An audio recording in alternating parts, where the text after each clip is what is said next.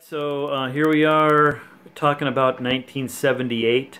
Still at Olinger, still with the 310, and kind of had some interesting stories that took place here. So go ahead and why don't you give us an idea of what was going on and well, we're doing a lot of flying back and forth, and we went up to Ocean Shores 3 times in 3 weeks, and did a lot of local stuff, which reminds me of one of our neighbors, Rick Smith, who had a Bonanza.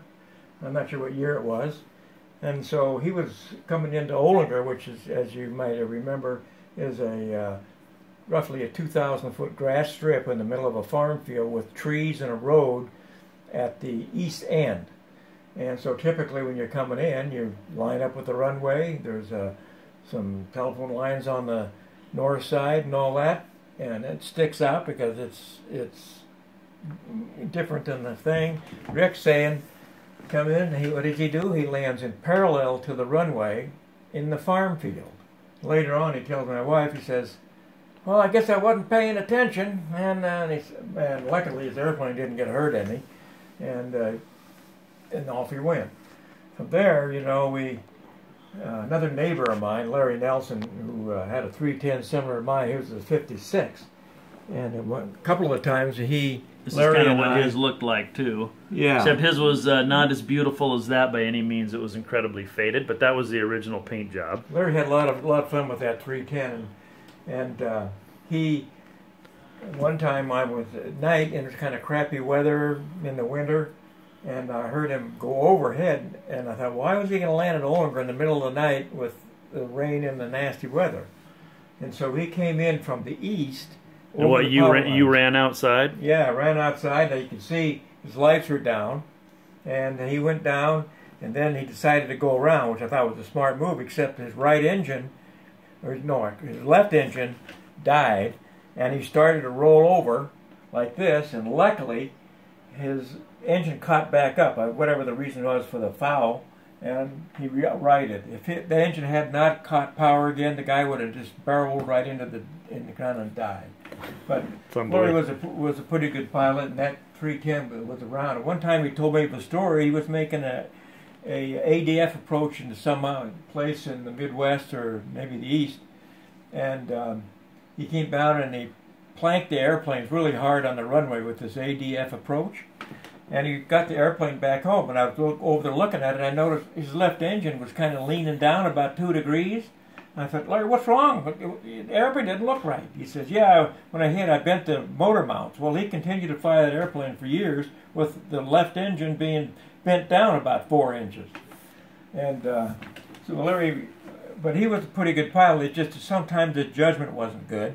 And we would go fly around, and he'd do some ILS with me and instrument flying as my check pilot. And so it was great. In fact, he ended up wrecking that 310 some years later when he landed it really hard on an airport up in the Seattle area and ripped off the left gear and laid in the field, and it ended up on my airport. So well, yeah, and also too, you remember the time that he talked about somewhere in Hillsboro he was flying to he was in the clouds, really, really low, scud running, and he did that.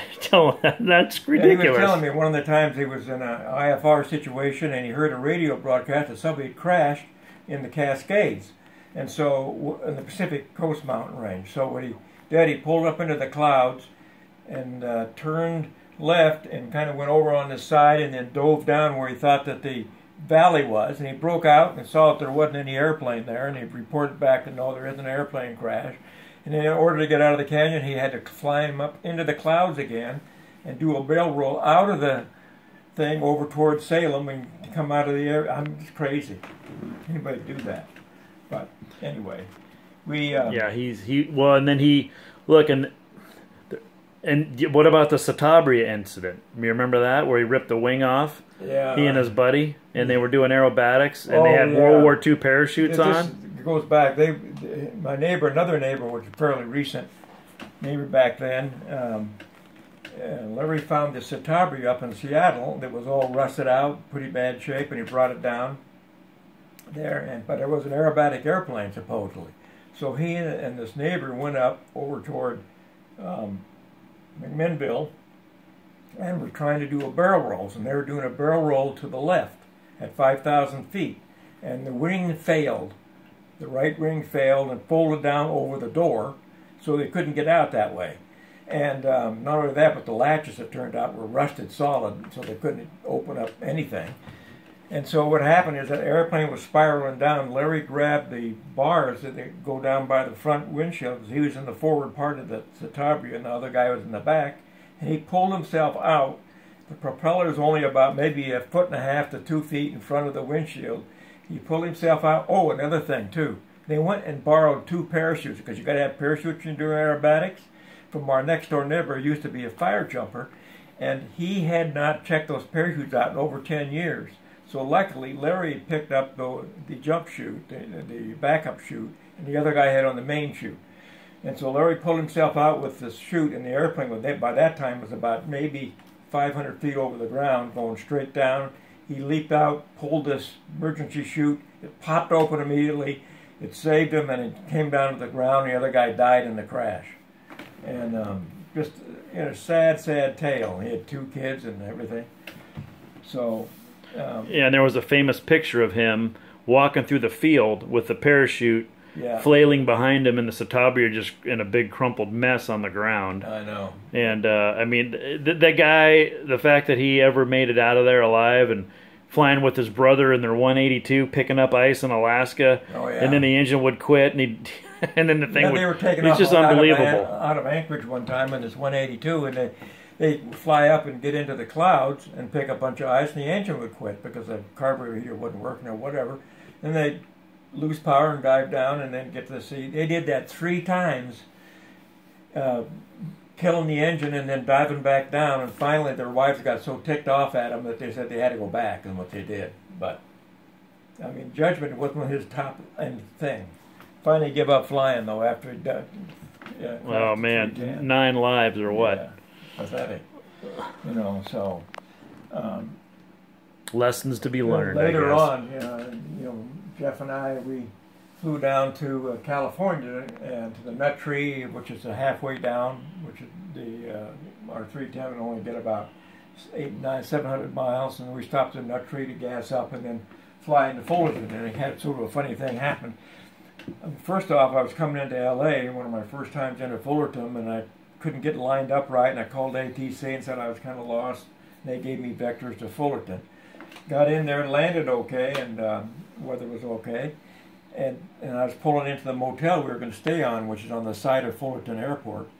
And I rotated the airplane around and parked it, and I looked over to the right, and there was a guy yelling at me because he was trying to paint his airplane, and when I turned my airplane around to the left, my blowback from my engines blew his bucket of paint over and messed up his paint job, and he was upset.